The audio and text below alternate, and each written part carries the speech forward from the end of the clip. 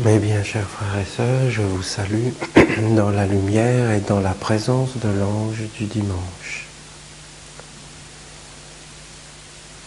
J'aimerais vous dire juste quelques mots sur la méditation. Et d'ailleurs, je vous remercie pour cette méditation et pour l'ambiance qu'il y avait dans l'air.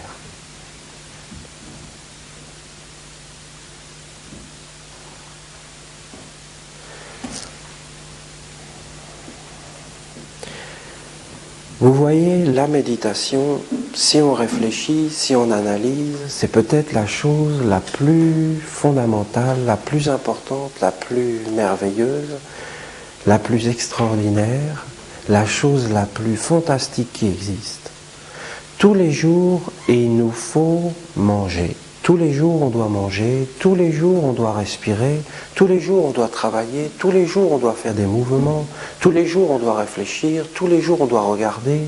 Tous les jours, on doit rencontrer des gens. On doit faire des efforts. On doit s'amuser. On doit des fois pleurer. Il y a beaucoup de choses dans la vie qui font, en fin de compte, qu'on est des hommes. Et si on regarde notre vie, eh bien, on a tous la même vie et on est tous des mêmes hommes. C'est le fondement de la fraternité. Ça veut dire nous vivons tous les mêmes choses, les mêmes peines, les mêmes espoirs, les mêmes pensées. Nous mangeons, bien sûr, il y a des petites différences, mais ce sont les mêmes processus. Nous avons les mêmes corps, nous avons toutes ces choses. Et il y a beaucoup de choses que nous sommes obligés de faire sur la terre pour vivre.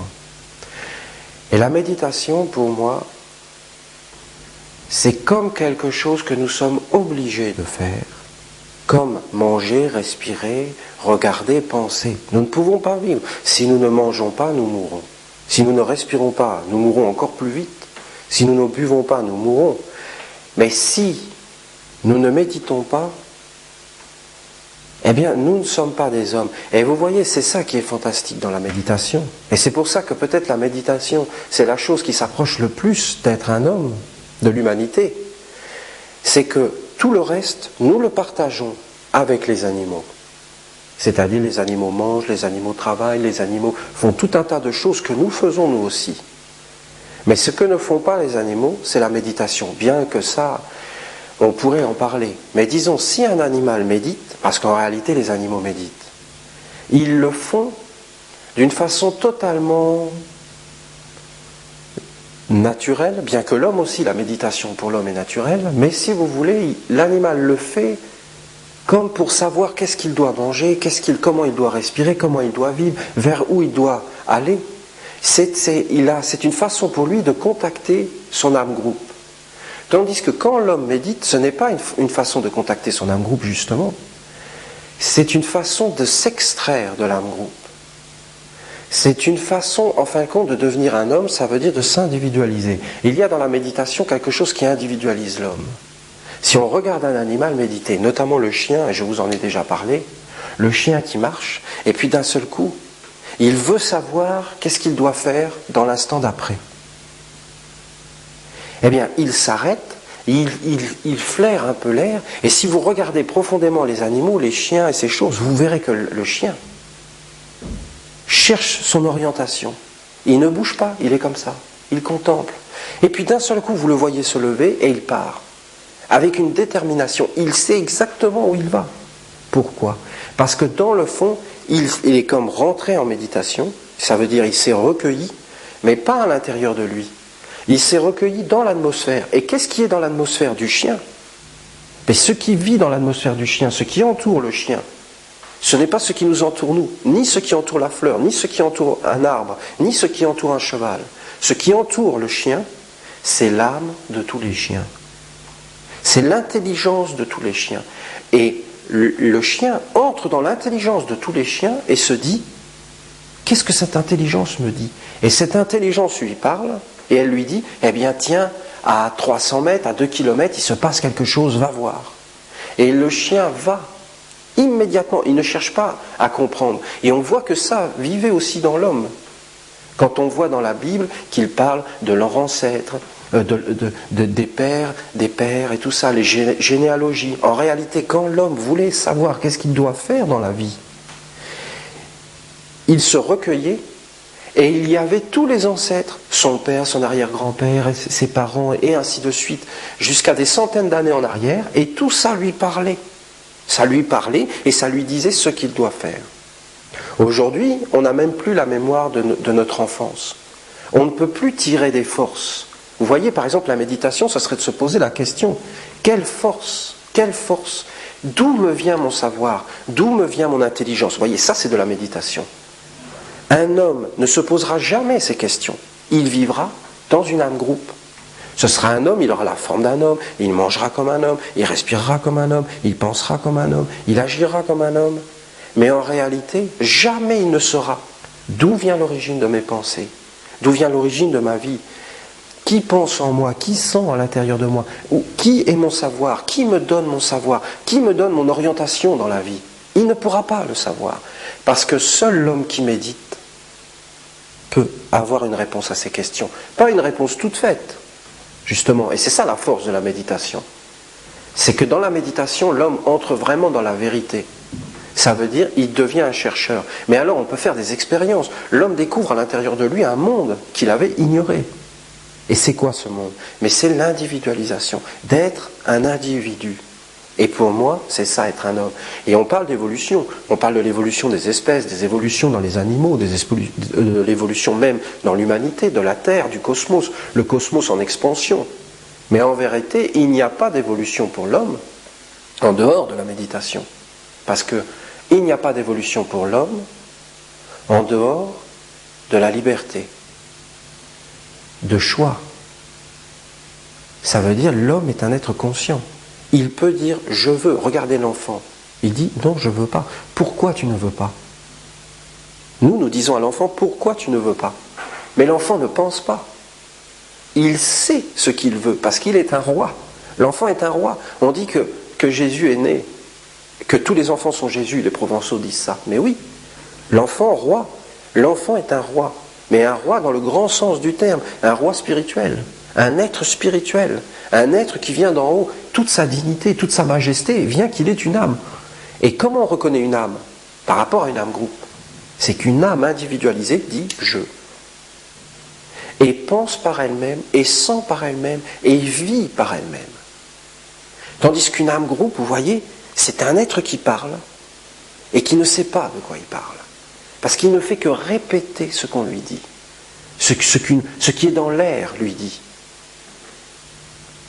Une façon de vivre, on appelle ça une culture, une civilisation. Si cette culture et cette civilisation n'est plus connectée avec la vérité intérieure qui fait de l'homme un homme, alors elle n'est plus bonne. Et elle emmène l'homme là où il ne doit pas aller. Et l'homme, en fin de compte, qui suit cela, eh bien, il prouve simplement qu'il n'est pas un homme et qu'il n'a pas la force intérieure de résister. Et comment il peut résister? Par la méditation. Est-ce que vous voyez ce que je veux vous dire? Je veux vous dire que dans le fond, on mange, on boit, on respire, on étudie, on vit, on fait des expériences, mais que toutes ces choses, on peut les faire sans être un homme. Qu'il faut les faire, mais que la chose la plus fondamentale, c'est d'apprendre à méditer. Quand on apprend à méditer, on trouve sa propre liberté, l'origine de ses pensées, l'origine de sa conscience, de ses actes, de son savoir. On peut remettre les choses en question. Or, c'est fondamental de se remettre en question. Fondamental. On peut avoir du recul sur soi. On peut se regarder de l'extérieur. Mais c'est fondamental de se regarder de l'extérieur. On peut faire cette expérience que les hommes ne font que quand ils sont morts. Ça veut dire de regarder sa vie de loin. On peut se regarder soi-même à travers l'œil d'un autre. Est-ce que c'est pas intéressant?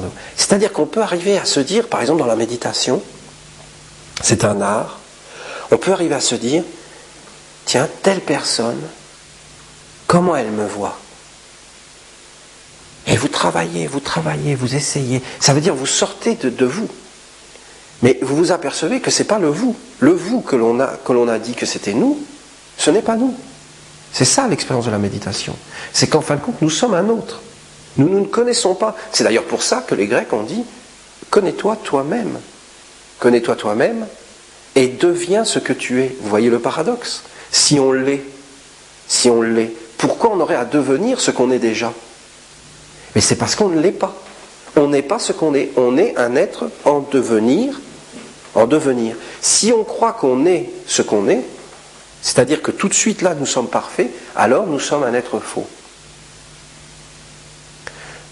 Je peux vous décrire par exemple des expériences de méditation. La méditation, ce n'est pas fait pour les savants. La méditation, ce n'est pas fait pour ceux qui sont pleins de connaissances.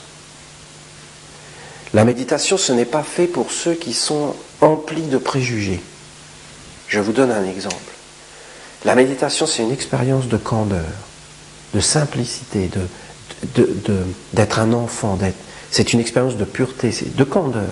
C'est de s'asseoir sur le sol.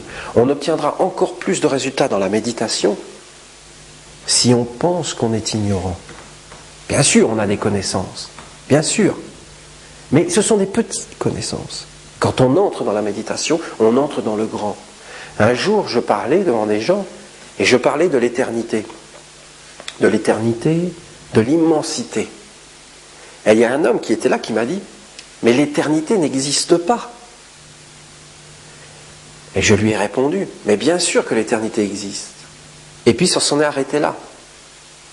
Mais vous voyez, ça, c'est parler. Et après, j'ai médité. J'avais fait ma conférence, il s'était passé plein de choses, j'avais rencontré plein de gens dans la journée, mais il n'y avait qu'une seule parole qui pour moi était importante dans cette journée, parce que quand vous méditez, vous vous apercevez de ce qui est important et de ce qui n'est pas important. Et là, vous êtes là dans le silence, vous êtes dans le calme, vous vous débarrassez, ça veut dire vous vous déshabillez. Mais tout le monde médite parce qu'on se déshabille tous. Vous vous déshabillez, vous êtes calme, et j'entends que la parole la plus importante de la journée, c'est la parole de cet homme, parce que je ne l'ai pas compris, cet homme, quand il m'a parlé. Parce qu'on ne comprend rien au monde si on ne médite pas, vous comprenez? On reste que sur des surfaces, on ne comprend pas les êtres, on ne les écoute pas. Or, il y a dans l'écoute des centres très puissants qui peuvent nous emmener dans l'être spirituel et construire notre être intérieur. Cet être me dit, mais l'éternité n'existe pas. Vous avez le type même de l'homme qui ne médite, qui n'a jamais médité. Consciemment, bien sûr tout le monde médite, mais qui n'est jamais rentré à l'intérieur de lui. Vous voyez, la méditation, cet homme par exemple, il est ignorant. Il ne le sait pas, il pense qu'il est savant, il affirme quelque chose. L'éternité n'existe pas. Mais dans le fond, il est enfermé en lui-même. L'éternité n'existe pas pour moi. Voilà ce qu'il a voulu me dire. Pour moi, l'éternité n'existe pas. Je n'y ai jamais pensé à l'éternité. Donc elle n'existe pas. Ce que je ne pense pas n'existe pas. Ce que je ne goûte pas n'existe pas. Ce que je ne vois pas n'existe pas. Et la méditation, c'est cet art de sortir de soi et de regarder la vie d'une façon impersonnelle. Mais bien sûr que l'éternité existe. Mais bien sûr que l'immensité existe. Et là, cette attitude de candeur, d'être innocent, d'être ignorant en fin de compte, de sortir de soi, de goûter quelque chose d'autre. Mais tous les gens veulent ça, ils veulent tous partir en vacances, ils veulent tous se détendre, ils veulent tous voir autre chose, ils veulent avoir une autre femme entre les mains, ils veulent avoir un autre mari, ils veulent changer de vêtements, changer de tout un tas de choses. Mais dans les pensées, dans les sentiments, non. Seule la méditation permet dans le fond un vrai changement. Parce que l'homme commence à s'asseoir sur le sol et il se dit « Je suis ignorant ». Ben, c'est troublant. C'est troublant comme expérience. Parce qu'on ne veut pas. Et là, vous voyez une ouverture. Vous commencez à penser à l'éternité. Il y a des liens qui se tissent. Vous voyez le monde d'une autre façon. Ça amène beaucoup de choses à l'intérieur. Ça remet beaucoup de choses en question. Et l'homme n'est pas là toujours à avoir raison. Donc, la méditation, ce n'est pas une expérience pour les hommes qui pensent qu'ils sauront tout. Ceux qui pensent qu'ils savent tout, qu'ils ont toutes les connaissances, jamais ils ne vont méditer. Mais il n'y a plus d'évolution pour eux, parce que la méditation, c'est l'évolution de l'homme. C'est l'homme qui entre, en fin de compte, dans le sublime, dans le grand. La méditation, ce n'est pas non plus quelque chose de sérieux. Ce n'est pas pour les gens sérieux. Moi, je m'en suis aperçu que la méditation, ce n'était pas sérieux.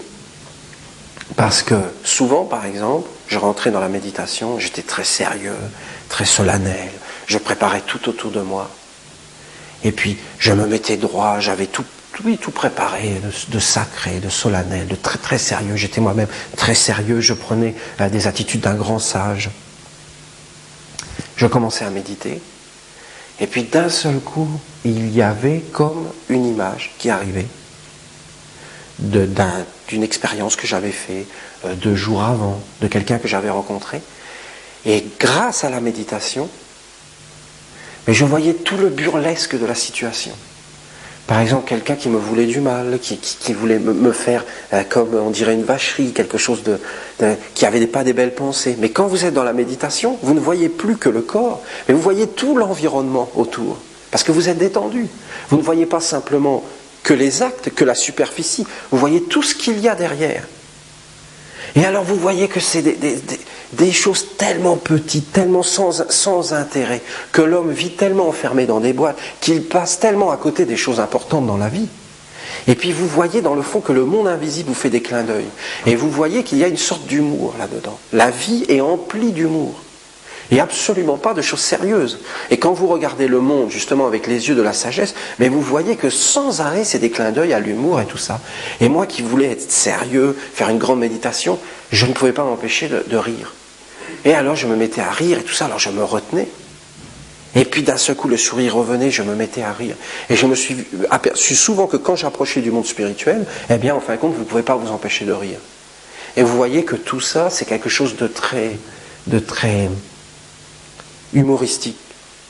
Et l'amour, c'est humoristique. L'amour, quand vous vous approchez de l'amour, eh bien c'est humoristique. Quand vous vous approchez de l'âme, vous voyez le sens de la joie, mais aussi qu'il y a un sens de l'humour.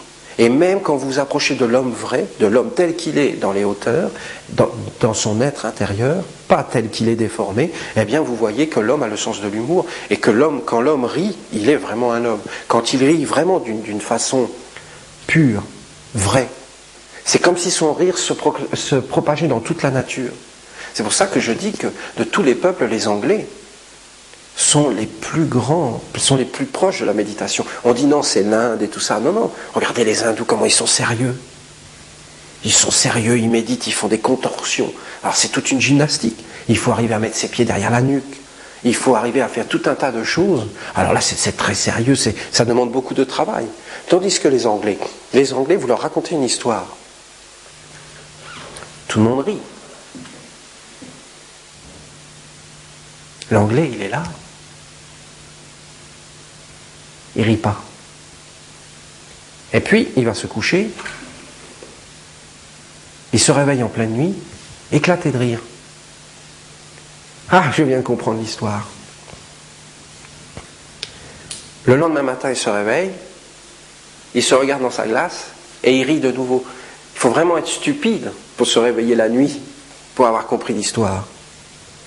Donc l'anglais ne comprend pas. Ensuite, il rit parce qu'il comprend 3-4 heures après, si ce n'est pas plusieurs jours après, il comprend l'histoire. Et après, il rit de lui-même. Eh bien, vous voyez, ça c'est la méditation. Ça, c'est l'expérience de la méditation. On ne comprend pas les choses aussitôt. Ça, c'est la méditation. Parce que aussitôt, on ne peut pas comprendre. On ne peut pas comprendre. Quelqu'un nous dit quelque chose. Si on pense qu'on a compris, on n'a pas compris.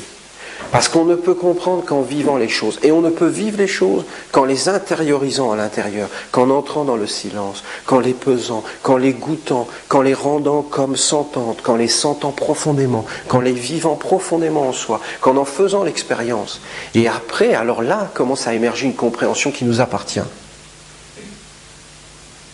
Et derrière tout ça, il y a un sens de l'humour. Et je pense que celui qui peut arriver à rire de lui-même et de ses propres défauts et de ses propres tares, eh bien celui-là, il a touché la méditation parce qu'il est sorti de lui et il s'est regardé d'en haut. Alors ça, ce sont des expériences de la méditation. Donc la méditation, c'est pour ceux qui cultivent le sens de l'humour. Le sens de l'humour, le détachement.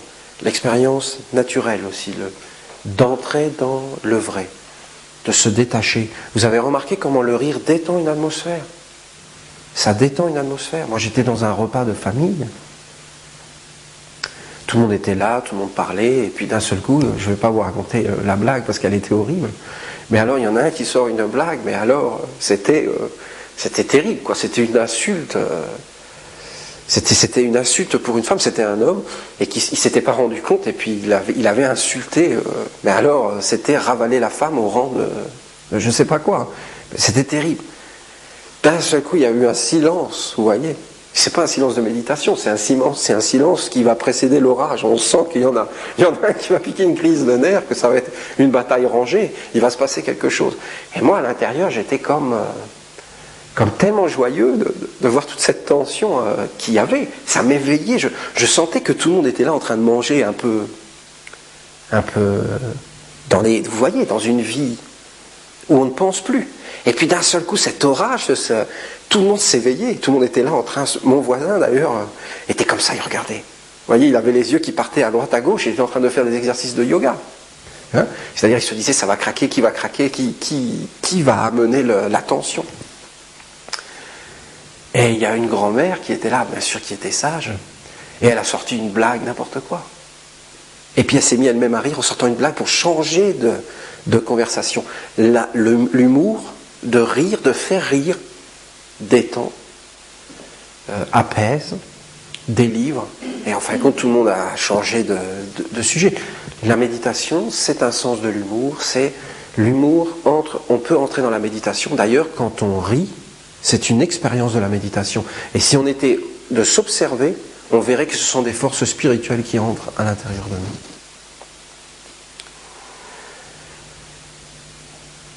Même aussi une autre expérience. Quand un jour j'avais animé une méditation,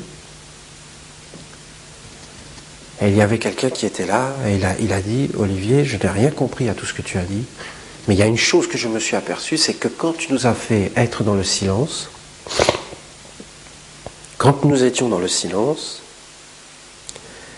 j'ai entendu à l'intérieur de moi un bruit énorme, un vacarme. Tu nous as dit d'être silencieux dans l'espace intérieur, je me suis aperçu que j'avais un espace intérieur, mais que c'était un vacarme là-dedans, mais incroyable. Les hommes qui n'ont pas médité, les hommes, les femmes, qui n'ont jamais médité, ne se rendent pas compte qu'à l'intérieur d'eux, il y a un bruit infernal. Et que tout est désorganisé. La méditation, c'est une expérience de structurer l'homme, de structurer ses pensées, de structurer ses sentiments, de structurer sa vie, ses désirs. Chaque fois qu'un homme médite, ça veut dire qu'il se calme, qu'il entre dans le silence, qu'il inspire, qu'il expire, qu'il appelle en lui des pensées, qu'il s'observe surtout, qu'il s'observe lui-même, qu'il se regarde, en fin de compte, il se nettoie. Il se nettoie. C'est une expérience de se nettoyer. De l'intérieur. Il regarde ses pensées, il s'observe, il regarde ses sentiments, il dit, est-ce que ma façon de vivre est juste? Est-ce que je suis juste? Et en fin de compte, cette attitude le structure, ça le structure. Parce que très vite, celui qui médite va s'apercevoir qu'il y a un ordre. Par exemple, il y a une expérience très troublante de méditation. C'est que plus on pratique la méditation, plus on s'aperçoit que c'est comme faire des pompes, c'est comme faire du sport. D'ailleurs, beaucoup de gens qui ont fait du sport, des athlètes de haut niveau, parlent de Dieu. Parce qu'ils ont senti le côté mystique de la vie. Le côté mystique, ça veut dire le côté de la nature emplie d'intelligence. Tu commences par faire du sport, tu souffres. Puis au bout d'un moment, tu arrives à un état où le corps est transcendé. Ça veut dire que tu as la maîtrise totale du corps. Et bien ce n'est plus le corps. Un athlète de haut niveau, ce n'est plus le corps. Il sait très bien que s'il gagne, ce n'est pas le corps qui gagne. C'est qu'il y a une force qui est entrée à l'intérieur de lui, qui a transcendé le corps. Et il n'y avait plus de séparation entre le corps, la volonté, les sentiments, la pensée, et en fin de compte, quand il n'y a plus de distorsion, de séparation, de conflit entre le corps, la vie dans le corps, les désirs, les sentiments, l'âme, les pensées, eh bien, quand il y a cette union, boum, il y a cette expérience mystique qui apparaît, et c'est comme si Dieu rentrait dans l'homme. Ça veut dire la perfection. Et on peut le sentir. Quand on escalade les montagnes, moi, combien de fois j'ai fait cette expérience? Philippe me dit, dans le football, on appelle ça le décrassage. Ça veut dire, vous montez toute la journée, le lendemain, vous repartez, vous avez les jambes qui résistent. Vous sentez la tension. Ça, c'est une vie qui n'est pas en harmonie, en fin de compte. Il n'y a pas une harmonie. Donc, ils ont fait cette expérience qu'au bout d'un moment, le corps cède, il s'entraîne. L'homme commence par faire une pompe, et il a beaucoup de mal. Après, il en fait 10, après, il en fait 20, après, il en fait 30, après, il en fait 40. Et après, il sent une force à l'intérieur de lui. Le corps s'adapte. Et la méditation, c'est exactement la même chose. L'homme commence par faire une méditation, puis il est là, il n'y a rien, aucun résultat. Il continue, mais à chaque fois qu'il s'assoit, il a cette expérience au bout d'un moment, et ça vient d'ailleurs assez rapidement. Si l'homme a confiance en lui, ça vient rapidement. C'est qu'il voit qu'il y a une force qui vient autour de lui, et qui le recentre dans l'harmonie, dans la clarté. Voilà, des mots qui n'avaient aucun intérêt prennent de l'intérêt. Et aussi la vie consciente. L'homme prend conscience. Or, il s'aperçoit que la conscience, c'est un champ magnétique, c'est une force, c'est une radiation, c'est une lumière, c'est une présence autour de lui. Par exemple, de faire une chose inconsciemment, de la faire avec conscience, eh bien c'est une expérience de méditation. Or, la méditation est fantastique pour s'apercevoir de ça, de la présence ou de l'absence de la conscience. Quand un homme, il n'y a plus de conscience en lui, vous pouvez faire tout ce que vous voulez de lui. Mais quand un homme est conscient, c'est un homme. Vous ne pouvez pas faire tout ce que vous voulez de lui. Parce qu'un homme conscient sait dire non et sait dire oui. Un homme conscient n'accepte pas tout ce qu'on lui dit. Il vérifie d'abord pour voir si c'est vrai. Il ne va pas faire rentrer n'importe quoi à l'intérieur de lui. Un homme conscient est vigilant. La méditation développe toutes les choses qui font que l'homme soit vigilant, attentionné, intelligent. Parce qu'on parle d'intelligence, mais on ne sait pas ce que c'est.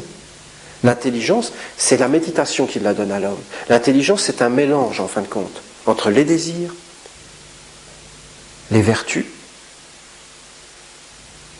et une disponibilité d'esprit. Ça veut dire une ouverture d'esprit à l'autre, à tout, une curiosité d'esprit, une ouverture d'esprit. Mais dans les vertus et dans certains désirs, il y a des désirs qui tuent l'intelligence. Ça, personne n'en parle, parce qu'on en fait l'expérience que quand on fait la méditation, qu'on se regarde soi-même, on voit bien que l'intelligence est une lumière spirituelle dans l'homme, qui lui montre comment il doit vivre, et qu'elle vient d'en haut, et l'homme ne se connaît pas, qu'il est un être supérieur spirituel, et que tout ce qui fait la grandeur de l'homme, ce n'est pas le corps, et que le corps est précieux, mais c'est l'âme, c'est le spirituel. C'est une vision spirituelle et supérieure de l'homme. Bon, la méditation, on pourrait en parler pendant des heures. Pourquoi je voudrais en parler ? Parce que je pense qu'aujourd'hui, dans la culture dans laquelle nous sommes, premièrement, c'est une obligation de méditer. Une obligation. C'est une obligation morale. C'est une obligation pour la joie. C'est une obligation pour l'autre, pour le respect de l'autre. Celui qui ne médite pas, premièrement ne se respecte pas. C'est impossible. Et ensuite, il ne respecte pas l'autre. Parce qu'on ne peut pas aller avec n'importe quelle pensée, on ne peut pas vivre n'importe comment dans la vie, on ne peut pas faire n'importe quoi. Si on vivait simplement pour soi, mais le problème c'est que nos actes, nos pensées, nos sentiments influencent notre famille, influencent notre entourage. De vivre dignement, en fin de compte, et même d'aimer les autres, eh bien c'est de souhaiter le mieux pour eux. Eh bien le mieux pour eux, ce n'est pas simplement de le souhaiter, c'est de le réaliser. Voilà c'est quoi l'amour. C'est de réaliser le mieux pour l'autre. Or c'est quoi le mieux pour l'autre ? Eh bien c'est d'avoir des bonnes pensées, d'avoir des sentiments et des actes justes. Ça veut dire de s'éduquer soi-même pour donner le bon exemple à l'autre, pour essayer de l'aider en fin de compte. Mais c'est facile de donner des conseils, de se servir de la parole. Il y a quelque chose de prétentieux d'ailleurs là-dedans, de dire à l'autre comment il doit vivre. C'est prétentieux. Tandis que de vivre soi-même, donc de travailler sur soi, pour aider l'autre, pas simplement par des conseils, mais par son propre corps, par sa propre force, par sa propre façon de vivre, qui crée une espèce de dynamique, eh bien ça on ne peut y arriver que par la méditation. Sinon, où est-ce qu'on va avoir la force ? La force, la transparence, la conscience, les choses naturelles. En fin de compte, tout ce que l'homme fait dans la méditation, il le fait naturellement. Et tout ce que l'homme ne fait pas dans la méditation, il le fait avec pleurs et grincement de dents. Parce qu'il n'a pas la force, il n'a pas la conscience. Il veut quelque chose, mais il ne sait même pas si c'est lui qui veut cette chose-là. Donc il est inconscient.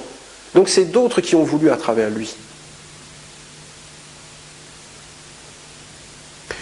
On parle de manipulation mentale, on parle de toutes ces choses-là, mais tant qu'une culture n'enseignera pas la méditation, il n'y a pas de liberté sans méditation.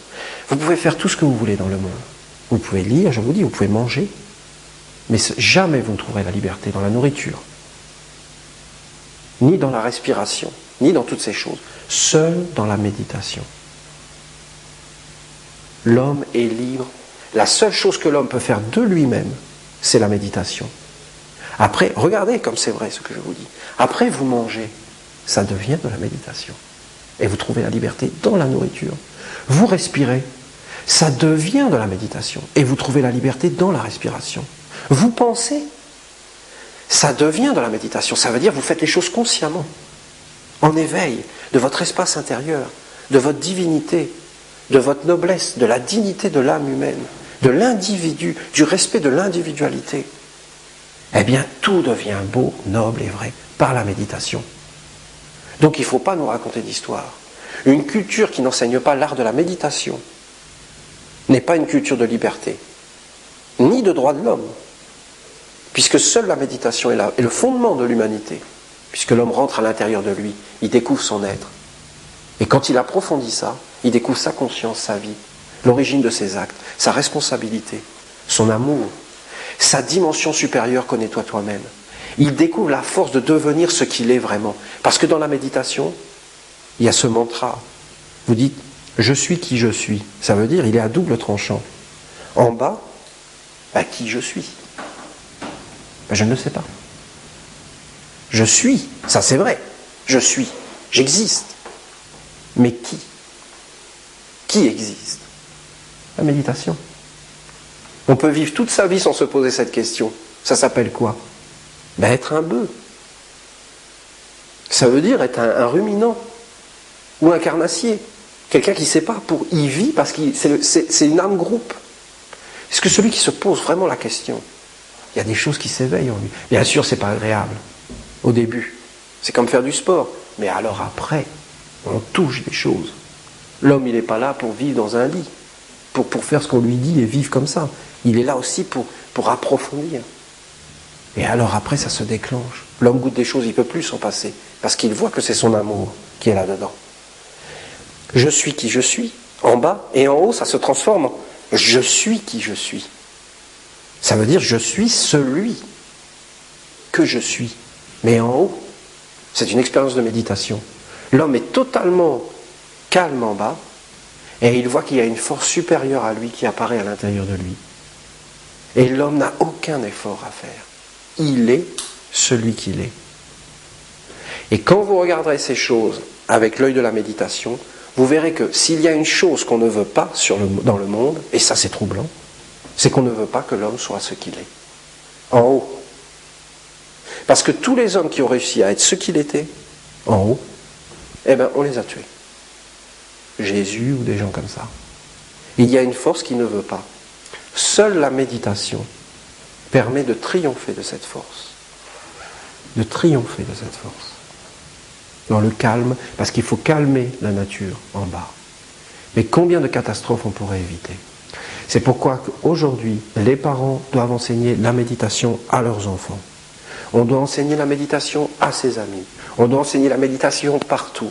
Les hommes doivent méditer pour enseigner la méditation. C'est-à-dire qu'il faut que tous les hommes deviennent des enseignants de la méditation. Quand un homme s'assoit et médite, il doit se dire, par mon acte, j'enseigne la méditation à toutes les créatures du monde, aux arbres, aux animaux, aux plantes, à la terre, à l'air même, que tout soit dans la méditation. Parce que quand tout est dans la méditation, tout est dans le bonheur, la perfection, la joie, l'intelligence, la vie prend son sens, il n'y a plus d'absurdité. Parce que la méditation a cette faculté fantastique de structurer la vie intérieure de l'homme. Il n'y a plus de bruit à l'intérieur. Il y a des formes géométriques. L'homme voit que le monde a un sens. Il entre dans le spirituel. Ça structure ses centres intérieurs. Il y a des centres qui s'ouvrent de perceptions que l'homme ignorait. Par exemple, de voir les choses avec le cœur, c'est complètement différent que de les voir avec cruauté. Celui qui est cruel, il y a tout un monde qui lui échappe. Mais pourtant, ce monde est à l'intérieur de lui. Et s'il était entré dans la méditation, peut-être cette cruauté, en fin de compte, il aurait vu que ce n'était pas lui. Et qu'il pouvait voir le monde d'une autre façon. Et qu'il aurait pu s'approcher de l'être qu'il est vraiment, à l'intérieur de lui, en haut. Mais seule la méditation peut amener ça. C'est un art de la vie intérieure et de la vie extérieure. Parce que c'est la vie intérieure qui donne le sens à la vie extérieure. Et pas le contraire. Ça va, bien sûr, à l'inverse. La vie extérieure féconde la vie intérieure. Mais ce qui donne le sens, c'est la vie intérieure. Une chose apparaît comme on la vit. C'est la façon dont on vit qui est plus importante. Alors c'est la méditation qui permet d'entrer dans tous ces domaines.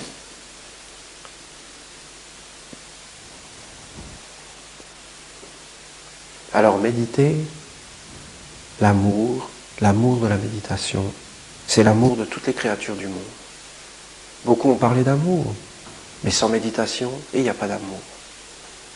L'amour, c'est pas quelque chose qui vient. L'amour, c'est la méditation. Aimez la méditation, et l'amour vous ouvrira les portes à l'intérieur pour aimer toutes les créatures du monde. Mais il faut d'abord aimer ce qu'on doit aimer, la méditation. Quand le corps a faim, il faut lui donner à manger. Quand il a soif, il faut lui donner à boire. Quand il doit respirer, il faut lui donner la respiration. Sinon, il meurt. Et l'humanité, ce qu'elle a besoin, elle a besoin de rien d'autre que l'amour, bien sûr l'amour, de la méditation. De l'amour de la méditation naîtra l'amour de la terre, naîtra le respect, naîtra toutes ces choses, naîtra la vie intérieure, naîtra la vision de la sagesse, l'homme sera replacé sur son trône, et en fin de compte on verra la dignité, et beaucoup de maladies disparaîtront, parce que les maladies avant d'être physiques sont morales, elles sont dans l'air est pollué en réalité par les hommes qui ne méditent pas, parce qu'un homme qui ne médite jamais pollue l'air, et en fin de compte dans le mot méditation, il y a le mot médicament. Méditation, médicament. Et le vrai médicament de l'humanité, c'est la méditation. C'est l'origine de tous les médicaments, de tous les remèdes.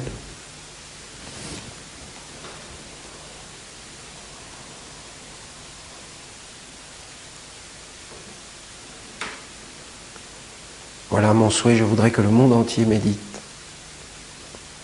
Sans religion, sans dogme, sans croyance, en dehors de tout. Je vais finir là-dessus. La méditation, c'est de sortir. C'est de sortir des religions, des croyances.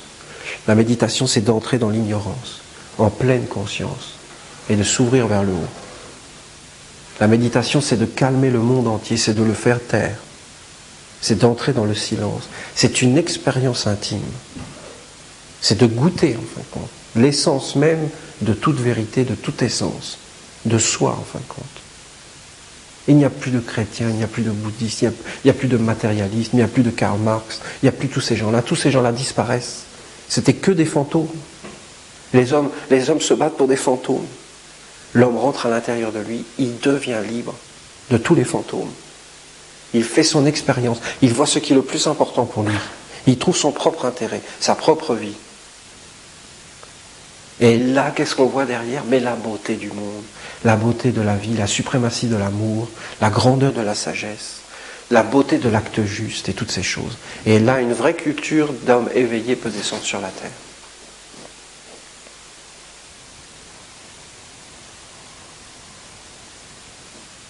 L'homme qui médite dans le silence et qui d'un seul coup s'aperçoit, s'éveille, et s'aperçoit qu'il y avait une zone d'ombre à l'intérieur de lui, qu'il n'avait pas vue.